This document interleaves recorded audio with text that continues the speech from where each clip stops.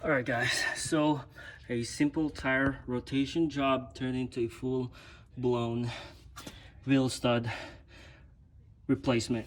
So here's what happened. Rotated my tires, and one of the stud and one of the nut had cross-threaded. I think that was my mistake, but I've had the car for 6 years and 6 months approximately, and have never replaced the wheel stud. This is a 2016 Subaru WRX STI, and I've actually researched why they're failing. A few factors that that could lead to having wheel stud and lug issues is that the pitch is 1.25, vice 1.50. So as you can see, that's cross-threaded. I was trying to fix that, replace that, and when I was trying to untighten the lug nut, two out of the 5 wheel stud and the lug started to cross-thread. I was like, oh crap, I'm gonna be driving with 4 out of 5 lug nuts. It's like unacceptable. So I went to AutoZone and bought 4 more. But since we have 5 here, I'm just gonna replace everything because I was originally gonna replace 1, but then this one failed and this one too. So when I was trying to untighten the lug, 2 failed. Tried to put it back. I was like, crap, this is when I was trying to tighten it up, I over torqued it and it seared and it snapped, as you can see as well right here.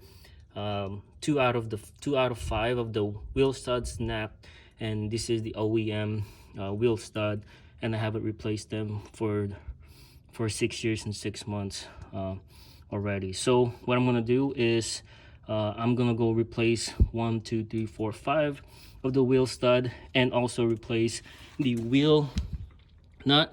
And this is what happened right here. So you can see one of these was on here when I was trying to tighten it, and I actually applied PB blaster to put it back on when I was trying to tighten it, over tighten it, and it snapped.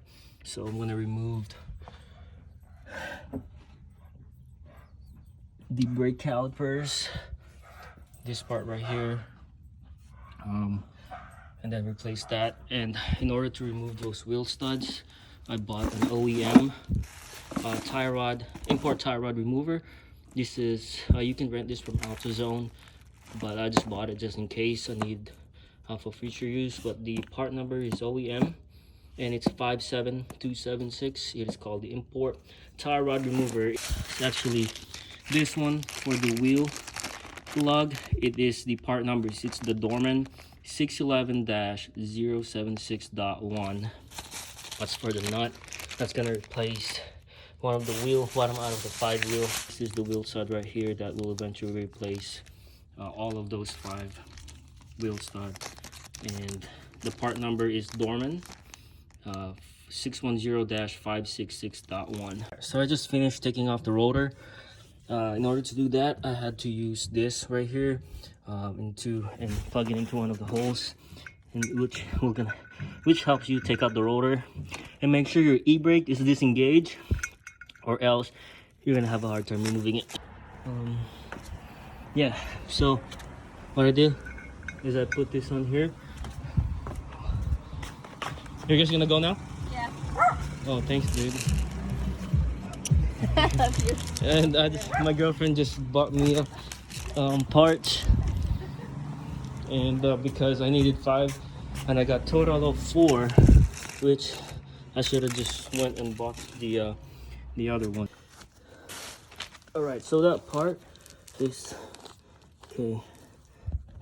All right, so the hex that I was talking about, in order for you to remove this, make sure your e-brake is disengaged. You can use one of the bolts right here to help yourself leverage against the rotor, and you can take it off. Make sure your e-brake is disengaged, and this is the the M8-1.25 by 35 mil, and this is Hillman. I bought this from Bose, and this is a perfect fit when you're trying to help yourself remove the rotor. All right, okay, so I just want to show you guys, this is the wheel stud remover. This is for import tire rod remover, but it will work because we need to remove the wheel stud, and we'll use this. This will go against one of the plate, and then you'll be able to push the stud out. I was gonna hammer it out, but I don't want to make more any mess, so I'm just gonna use proper tools and tools and make sure I'm protecting the wheel bearing of my wheels. So I just want to show you guys, this is the tool.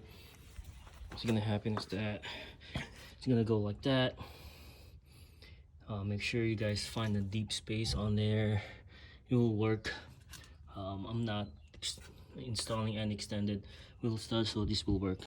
All right guys, so I'm back. I've removed 4 of them already. So 1, 2, 3, 4 right there, all of the OEM studs, and I'm using this OEM 527276 part. It's taking me a while, but this is the cap. It's a ball joint that goes into the ball right there.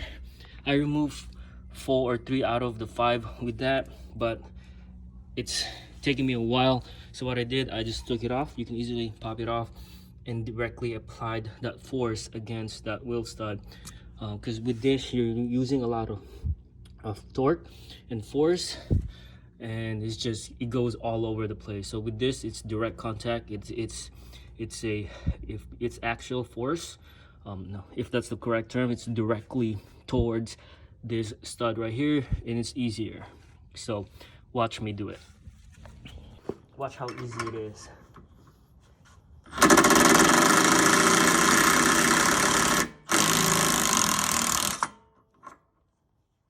Just like that, in 30 seconds. All right, so just an update, quick update. I have all the wheel stud purchased, and in order to install the wheel stud, actually you need this wheel stud installer. All right, so success. I was able to install all the 5 studs with the aftermarket nuts as well. So what I did is make sure that they fit. Before you put this in there, you just make sure you thread it in, make sure it doesn't get stuck, and if it does, make sure that you don't over thread it or cross thread it, because that's what's going to happen, is that you're going to have a bad wheel nut and you're going to cross thread it.